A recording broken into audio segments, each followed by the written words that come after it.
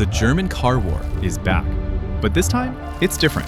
Audi RS3 versus BMW M2, two cars every young enthusiast secretly dreams about. In this video, we're breaking down performance, daily usability, tuning potential, and in the end, I'm crowning a winner. And yeah, Audi fans, you might not like where this is going. Stick around because by the end of this video, you'll know exactly which one actually deserves your money. Price-wise, a brand new RS3 usually lands in the low to mid $60,000 range, depending on the options. The M2, pretty much the same, low to mid $60,000 as well, depending on spec. So at first glance, yeah, they're in the same financial universe. But here's the thing, the RS3 is often bought as a one-car solution. You can daily it, take it in the winter, bring friends, hit the road on a trip, and still have absolutely stupid performance whenever you want. The M2, usually the second car. The fun car. The, I already have something practical, now I want something stupidly fun car. In terms of sales, BMW's M division has been crushing it lately. Enthusiasts keep rewarding them for still offering rear-wheel drive, still offering a manual, still building cars that feel old school in a world that's going numb. Fun fact, BMW has said the M2 is currently their most popular M car, with demand up about 64%. Audi's RS lineup is strong too, but the vibe is different. They lean harder into tech, safety, and daily usability, which the market loves, but hardcore enthusiasts sometimes don't. Let's start with what really matters. What these cars actually feel like when you put your foot down. The Audi RS3? It's basically a cheat code.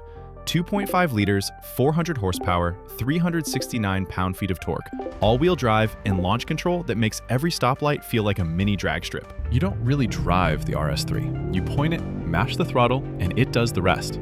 Wet road, cold tires, sketchy surface? Doesn't matter. The RS3's brain is already 5 steps ahead of you. It makes even average drivers feel like Nürburgring heroes. And that 5-cylinder engine? Oh man, it's so good. It's got that offbeat, rally-inspired soundtrack that makes every tunnel downshift feel downright illegal. The M2? Totally the opposite. It doesn't babysit you. It doesn't hand you confidence. It requires real skill. Under the hood, it's packing the S58, the best 6-cylinder engine out there right now. 3 liters, about 480 horsepower, and 442 pound-feet of torque. It's rear-wheel drive only, short wheelbase, and a chassis that talks to you constantly. This is what makes it so demanding at the limits. You turn in, feel the weight transfer, the front end bite, the rear lighten up as you roll into the throttle. If I had to sum them up in one line, RS3 equals easy to be fast. M2 equals fast if you actually know how to drive. The design of these cars? Totally different vibes. The Audi? It doesn't really scream for attention. Sure, it's got some aggressive touches, wider front track, that RS honeycomb grille, the bumper, big oval exhaust tips, but to a normal person, it could just look like a regular. Don't get me wrong, I like how it looks, but I gotta be honest, it's not flashy. The M2? Totally the opposite again. Even the regular 2 Series already looks like a proper sports car, so to the average person, it just reads fast. It's slammed to the ground, wide, short, and most importantly, a coupe. That's what really makes it pop. It is a car that screams attention. Both of these cars have insane performance. Let's start with the RS3. Even though it's technically down on power compared to the BMW, thanks to the AWD, it absolutely launches. 0 to 60 in about 3.8 seconds. The BMW is right there too, around 4 seconds to 60. So on paper, these two are way closer than you'd expect, but on the street, they behave very differently. Line them up side by side, both with launch control, in a drag race. The RS3 is winning 8 out of 10 times. That all-wheel drive system gives it a huge advantage off the line, and because of that, it can run quarter-mile times around 11.8 seconds. The M2 can win some races, if you've got warm tires, but it's way more inconsistent than AWD, which is why its quarter-mile times usually land around 12 to 12.5 seconds. But once you take the launch out of the equation and you go to a rolling race, yeah, now there's not even a competition. The M2 just walks away. The RS3 can't really do anything about it. Once traction isn't the limiting factor, the M2 clearly has the advantage. And then there's cornering. And this is where things get a little tricky. On paper, the RS3 actually has a Nürburgring lap time of around 7 minutes and 33 seconds, while the M2 is at about 7 minutes and 38 seconds. So you're probably thinking, how does a properly set up rear-wheel drive sports car end up slower? Well, here's why. The RS3, besides having AWD, also has a weight advantage. It's roughly 150 kilos lighter than the M2. But an even more important reason? Tires. On the day of that lap time, the RS3 was running semi-slick tires, basically track-focused rubber, not really a street setup. The M2, on the other hand, was on more road-oriented tires, which made a huge difference. That's how the RS3 managed to pull off that time. If we look at the track-focused version of the BMW, the M2 CS, it can run a lap of about 7 minutes and 25 seconds. That's a massive difference.